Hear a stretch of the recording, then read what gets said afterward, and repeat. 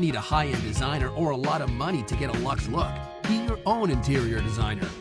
This is Affordable Interior Design, the podcast. Here's your host, Betsy Helmuth.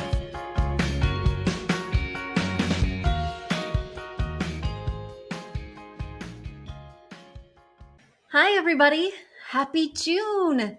This is Memorial Day weekend, and maybe you can hear behind me. I hope you can hear behind me that it is raining. I'm here in my storefront, and the rain is pouring down. We had so many activities planned this weekend. Well, actually, just one activity that was broken into many, many events. My son had a huge baseball tournament. He hired a private coach. Well, we hired a private coach and he worked with the private coach, but he wanted the private coach so he could be really good at baseball. So he would really wow in this tournament. He's been spending so much time practicing and getting ready and being nervous, and it all got washed away. So all of our plans this weekend went down the drain quite literally with a huge 4-day rainstorm. But for me, it's been a nice chance to just relax. And instead of going to game after game after game, it's been nice to cuddle on the couch and play board games and just regroup a little bit. And also, of course, it's Memorial Day weekend. So I'm thinking about the reason that we have the long holiday and being so thankful for all the veterans, all the people whose lives were lost defending our freedom, and with all the different ways that our military has helped us throughout the decades and centuries. But also thinking about this sort of being the end of COVID. My favorite coffee shop just reopened so that people could go sit down in person. And it was really weird. I just had a cup of coffee at Muddy Waters in Tarrytown and sat down inside. Something I used to do every weekend without giving it a second thought. And it felt like slipping into a warm bath, quite frankly. At first, the temperature is a bit of a shock and you're like, how is this going to work? And then you drift right back into your old habits and it's like you never left and it feels like home and it's so comforting. All this has been swirling around while over at work, we've been the busiest we've ever been, which is very exciting. And if you guys are interior designers, I'm sure the phone is ringing off the hook for you as well. But we are deluged with bookings and things like that. So it's been a very exciting, overwhelming, strange time. Are you feeling the same way? Speaking of deluged, we used to be inundated with your questions, and we have not been lately. Are you ready for this? I'm going to share something pretty shocking with you. The mailbag after today's episode and next week's episode will be empty. Empty, guys. If you have a question that you want answered, there's never been a better time to write me. You can head over to affordableinteriordesign.com/podcast. There's a button so that you can fill out a very quick form to submit your question to me, and chances are it will get answered a little bit sooner than you think. So don't hesitate, guys. Head over to affordableinteriordesign.com/podcast and send me your questions. I can't wait to answer them. All right, without further ado, let me get to the questions that were lingering there at the bottom of our mailbag. We have got a question from Alison. Alison writes from Canada, British Columbia to be exact. She says, "Hi, Betsy. I have a question about matching paneling to fixtures in a bathroom. We are building a house and are trying to create a traditional Victorian feel throughout. We will be doing white paneling halfway up the wall throughout the main living areas and the hallway using the color White Dove by Benjamin Moore. We would like to do the paneling in the main bathroom as well, but I heard that if you're doing a large amount of trim in the bathroom, you should match it with the fixtures. In this case, the toilet, the tub, and vanity will all be white, even if it's not the same white as the other spaces. This is so that it's pleasing to the eye in an especially small space and doesn't clash. Would you agree with this? Would White Dove be too warm and clash with the bright white fixtures? Would you pick a different white just for the bathroom or forget the paneling altogether in this space? Your faithful listener, Alison." All right, Alison. So If you're having paneling throughout the living room, throughout the hallway, and then in the bathroom, I mean, that's just a lot. Are you sure you want to do that much paneling? Is it all going to look the same? You know, moldings and trims can sometimes really add a lot of personality to a space, make a space look very special and intentional and unique. But when you do something that's supposed to make a space unique throughout, when you do too much of a special thing, sometimes it becomes less special. I think about this when I'm using unexpected shapes for furniture, like circles. Circles are quite a unique shape for furniture. Most furniture pieces are going to be some version of a rectangle or square. So whenever you get something that has curving lines, especially a perfect circle, you don't want to add too many of those because it will take away from the uniqueness of the circles that you do use. I'm wondering if that's going to be the case with this paneling. I'm wondering if too much of a good thing is really just going to be too much. That being said, I really never give any thought to matching the trim throughout the house with the bathroom fixtures. Of course, if you have like off-white toilets, off-white tubs, something like an almond cast, then I think it can be more problematic to do that stark white in a bathroom, whether it's tile or whether it's trim. But say you have a white tub, a white sink, which it sounds like you do, I wouldn't really hesitate to make the trim white, and I don't think it needs to be the same white. The thing that really starts to bug me is in a kitchen when you have white on white on white, when you have the white countertop, the white backsplash, the white cabinetry, because then all the whites are so close together, they're actually touching each other, and it becomes quite apparent that no one of the whites are truly white. What is pure white after all? Almost every white that you see has some kind of tone in it or reflection on it that makes it look less than pure. White is the absence of color. And because of reflections, because of context, almost no area where you see white is going to look only crisp white. It's all going to have some kind of cast. Just look deeply at your table versus a piece of paper versus your keyboard. My keyboard is white, my desk is white, and my paper is white, and they all have different kinds of casts. But trim in a bathroom isn't usually touching the toilet or touching the sink. And I'd rather just make it easy for myself and for my contractor and just buy that one tone of trim color that will go throughout the house. That would be my recommendation. It's what I've done in my own home, even though I have a white toilet, a white bathtub, and a white sink. And I've never even noticed if there's a problem. So I think you'll have bigger fish to fry. Also, one thing that I like to point out to people is sometimes when a space is empty or when a space doesn't have artwork, bath mats, hand towels, shower curtains, things that aren't really problems look like problems because there's nothing else there. In your case, I think you're sweating the small stuff. I don't think this is ultimately going to be a problem at all. And I don't think you'll ever notice once you get that soap dispenser in there, once you get those hand towels hung up on the towel bar. I think it's all going to be hunky dory no matter which way you go. But don't overdo it on the paneling, Allison. All right, let's get to my next question. My next question comes from Sabrina. Sabrina is in Hastings, New York, not too far from me, the town right over. And she writes, "Hi, Betsy. As you know, we're moving into our dream house soon. I'm concerned with our entryway and what it's going to look like. I need to make it functional because my kids are used to apartment living. They dump their backpacks, their shoes, their clothes out in the hallway before coming inside. On the pictures, you can see we enter the house into a small atrium with a closet that's across the hall and next to the stairs. I can already see myself tripping over the piles of shoes and clothes that my kids are going to peel off as soon as they race through the door. I need entryway solutions for the shoes, the coats, the keys, the mail. How am I going to style that area? Our style is rustic modern, even though you say that's not a thing. Betsy, please help and keep doing what you're doing. You're helping so many of us who are lacking your talent. Oh, and shout out to Betsy's room design services. I had such fun designing my studio with her, and I'm still adding the finishing touches. Betsy has given me the confidence to think I can do it, even though she had to say more than a few times, "Ooh, Sabrina, no."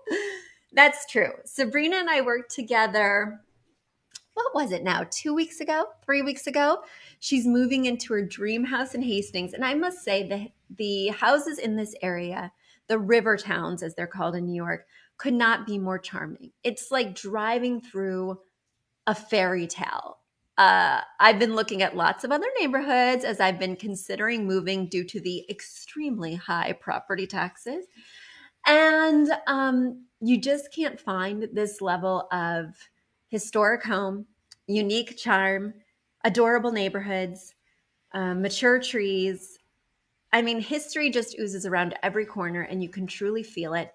No one house is the same as the next. In fact, in our neighborhood, you'll find a Victorian next to a craftsman, next to a colonial, next to a mid century modern. And it's just really inspiring. I told you guys before, but my favorite time of year in this area is Halloween. Not because of the candy, not because of the adorable children coming to the door, but it's because I walk around with my kids and it is my chance to go up close and see inside these homes because we ring the doorbell, we wait for the person to come, and then while my kids are adorably begging for candy, I am looking over their heads into the house to see, oh my gosh, look at that light fixture. Oh goodness, look at how beautifully they've decorated their living room. Can you imagine if I had those moldings?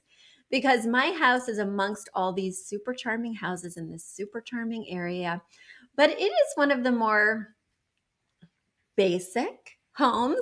It does have beautiful molding. It does have leaded glass. It does have some stained glass, but it's really a blank canvas on which I overlaid my personality and design style. And a lot of these homes have so much style that they're bringing to the table, which I love. I compromise every day when working with my clients, including Sabrina. And I certainly imagined that I would have to compromise when I moved into my home. But really, other than the stained glass, I was able to do whatever I wanted. So sometimes I pine for homes that have just so much character that you have to bow down to it and surrender to the space. Anyway, welcome to the neighborhood, Sabrina. That was a long-winded way of saying welcome to the neighborhood. Now that you're here, I had such a fun time designing your studio space. It's going to be lovely. Its inspiration piece was this large tiger painting with this emerald or even forest green background.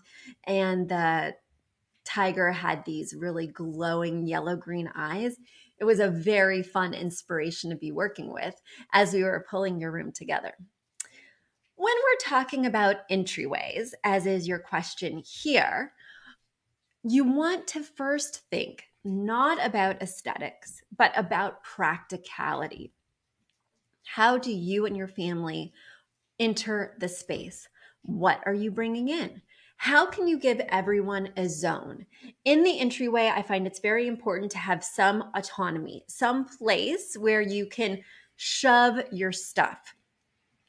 Every member of the household is going to have a different level of fastidiousness. In my family, my two children are throw and go. My husband is throw and go. I'm a little bit throw and go, but we all need to just have our cubby. We need to have a place that we can dump and run. And my husband and I have gotten quite good, surprisingly, at hanging up our coats. So I find that we need two different entry moments. We need a shoe cabinet that has open shelving where we can shove our shoes. On top of that, we have a tray where we dump the mail. And then on the other side, because we don't have a closet, we got a freestanding armoire from IKEA. It has cubbies on one side and doors on the other. Behind the doors, we hang our coats, and then each member of the household has a cubby where they shove their stuff. That's how it looks at our house.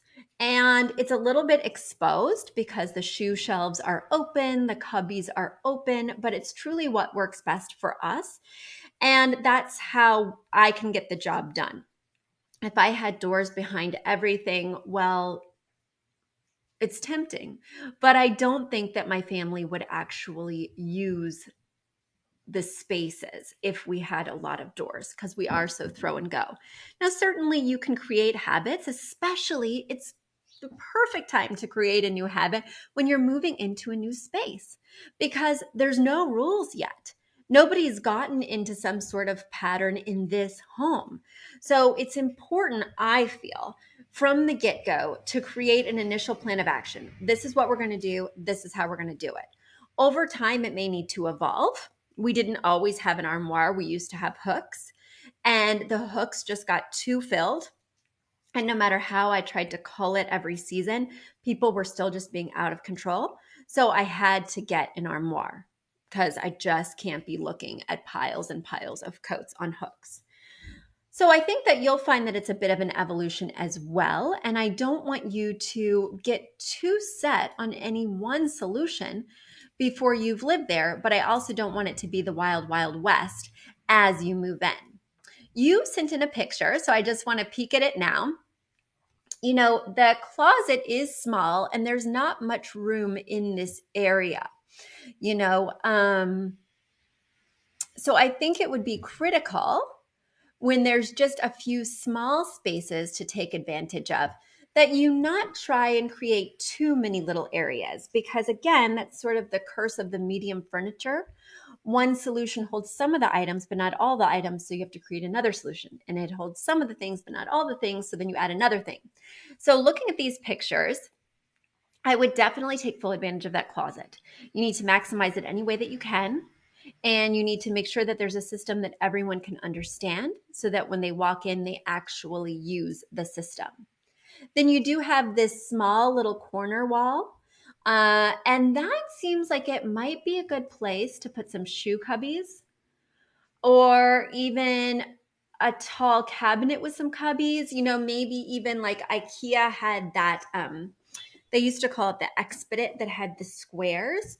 That could be interesting for this area, a tall vertical piece where everyone could sort of have their own square, whether it has a door or not. But above the radiator, across from that sort of opportunity for squares, I wouldn't put anything besides maybe a piece of art, because we don't want to put small solutions everywhere. As I mentioned, it's just going to add to the visual clutter and the visual and physical confusion as you walk in. I have to stop not only at the closet, but also at my cubbies, and then I have to put XYZ above the radiator. I just think it's too much going on. And I think for entryway, simpler is better when you're trying to get all the family on one organizational page. Sabrina, it was so good working with you. Welcome to the Rivertowns. I hope that when I'm out trick-or-treating, I get to peek in your doorway and see what your entry solution is. Oh, and by the way, feel free to come to my side of the Rivertowns and knock on my door as you're trick-or-treating. We not only give out great candy because my husband loves candy, but also, we leave the door wide open on Halloween so you can see right in. All right, let me get to my last question for today's episode. Let's see here. I've got this new way that I'm organizing the questions, and it's a little bit easier said than done here. Yeah, because now that you guys are filling out the form on my website, it makes it super convenient, but I have to learn a new way of answering you guys. My next question comes from B. B is writing in from Houston, Texas. She writes, I've been listening to your podcast all yesterday. I have tile questions. I already have large format tile picked out for all the walls of the shower and tub area of our master bathroom, but that's about it. I'm stumped as how to finish off the rest of the master bathroom, given that this tile is rather busy in some ways, and my overall interior design aesthetic is more toned down. I'm attaching pictures to illustrate what I mean. We want to avoid as many grout lines as we can, so I had the idea to chuck the idea of using cute subway tiles in the bathroom, even if it does give it a more timeless element to those rooms. What color type of porcelain tile should be used in the shower floor area so that it's slip free? And what type of porcelain tile should I use around the rest of the master bathroom floors and bottom third or bottom half of the walls on the vanity side and this toilet area, which is right across from the shower tub area? We want to tile the bottom third or bottom half of the bathroom walls to be prepared for water leak incidents. We do have 3 boys. Lastly, could you please suggest some things that I could do for bathroom number 2, the kids' bathroom, that would still tie in with the rest of the house? I know my aesthetics do not follow the 60-30-10 rule exactly. It's mostly neutral colors, but I'm trying to put in more safer color options for the main elements and plan on introducing pops of color throughout with accent pieces and decor. Thanks in advance. Well, B, I totally agree with that philosophy. Really, when I'm creating a renovation, I do not think about 60-30-10 in terms of those critical core pieces, be they a vanity cabinet, the tile, the flooring, the paint color. I usually go pretty neutral with that. And the reason is because, I do want that to be relatively timeless. Anything you do in 10 to 15 years is going to look dated, most likely. But I think you could get over or be sort of finished with color before then. So I really like to give a neutral backdrop and do exactly what you said. Add my 60-30-10 colors through, shower curtains, bath mats, towels, artwork, etc. I think you're right in the right spot in terms of your mentality with that. Now let's look at these pictures. So, it's really hard to be giving you renovation advice on a podcast because, as I mentioned, this is stuff that you're going to have around for 10 to 15 years. I don't want you making any mistakes that you'll regret. And I also think that renovation selections need to be cohesive throughout the home. Cohesive does not mean redundant. In other words, it doesn't mean using the same exact pieces over and over again. Rather, it means making choices that all look like they came from the same era, that all look like they belong in the same place, that all have some sort of through line, whether it's the 2-word phrase that you've heard me speak about, which is one style word and one feeling word, or whether it's just kind of coordinating with the general era of the home, perhaps. These are things to be thinking of. Also, I wouldn't really worry that much about grout lines. I understand for cleaning, grout can be not as easy to clean as tile. But you want to be picking the right tiles. You don't want to just pick big tile everywhere so you don't have that much grout. One thing that I do like to keep in mind with grout, however, is that I really hate white grout in the bathroom because it's so hard to clean. Especially, somebody renovated my house right before we moved in just for resale. So they did not do it thoughtfully. They just tried to pick something that would appeal to everyone and do it as cheaply as possible. When they did that, they picked a small white hexagonal tile for the floor and they did white grout. And I will tell you, that white grout looked clean for about a month. And then it didn't look clean anymore, and it still doesn't. And you can see our traffic pattern where we walk. You can see, because I also have boys, 2 boys, a husband and a son. You can see that around the toilet, it's no longer white. I'll let you use your own imagination there. No matter how much I scrub, no matter how much bleach I use, it really bugs me. So I highly recommend not going for white grout, but gray, something like that. On a shower floor, I do typically choose a smaller tile. And yes, I know that means it has more grout, but it also helps to make it an anti-slip surface. It also helps when you're grading the shower floor because generally shower floors are at a small incline so that the water can drain more efficiently. These are all things to think about, and it's why people generally do small tile on shower floors. Looking at bathroom 2, again, these are things that you want to think of very carefully, that you don't want to be just choosing because somebody in 5 minutes on a podcast told you that that might be a good idea. This really needs to coordinate with the style and flow of your home. I really like the inspiration picture that you chose with the gray vanity cabinet and the brass hardware. But I will tell you, brass hardware does not work for every space. And brass hardware may not be as timeless as we would like. As we can think about even 10 years ago, if you walked into a home with brass hardware, it looked extremely dated. It looked like it came from the 70s, the 80s, and did not look fresh and hip. Brass has definitely made a comeback right now, but I'm very concerned. 5, 10 years from now, it's going to look dated again.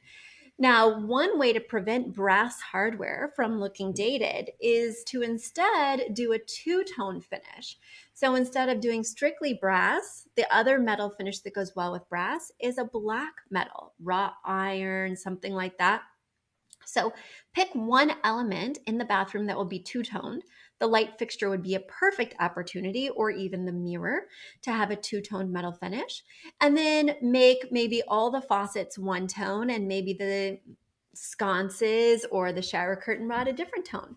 These are things to think about that will help the metal finishes in the architectural options that you choose to be somewhat more timeless. But in terms of tile, you do want to think about this in a more critical and thoughtful way. So, guys, when you are making renovation selections, there's lots of things to think about. And one main thing that I think about is, how long am I going to be in this house? If you're only going to be there for 3 to 7 years, 3 to 10 years, definitely be thinking resale value. Talk to a real estate agent about what people are looking for. Find out what is going to appeal to others so that you don't make something so specific to your tastes that it won't appeal to people who are buying. As I mentioned before, if you're planning on selling after 10 years, anything you will have done will be dated. So go ahead and make your own dreams come true, knowing that it's not going to appeal to anyone because it's going to look less than fresh. All right, B. Well, I sure wish I could help you a little bit more, but like I said, these are decisions that have to be thought of very carefully together. And also, I would never, ever, ever choose tile online. It's something that you need to go touch and feel in person. Once you've done that, if you get the code and you go find something very similar online, okay, I would still order a sample. There's too much time, money, and energy on the line with renovations, too much life disruption to do any of it cheaply. Don't cut corners, think about it deeply, and good luck. Everybody, it has been so great talking to you. I missed you. As you guys may have noticed, May was a little bit of a light month for me in terms of podcasting. And it's just because we've been so busy over here doing all the things. I hope that you guys get a chance to enjoy your holiday weekend. And I'm so glad to be back with you for this unofficial kickoff of summer. Design questions? Don't hesitate to send them my way at affordableinteriordesign.com/podcast. Until next time, bye. A big thank you to our amazing producer, Catherine Heller, to Aton and the MCR House Band, and to Affordable Interior Design, the sponsor of this podcast and the premier place to get an amazing look on a budget. Check out affordableinteriordesign.com. If you guys love the show, the very best way to support us is by spreading the word. Tell your friends or write us an awesome review on iTunes. So until next week, guys, thanks so much for joining us, and I'll talk to you soon. Bye.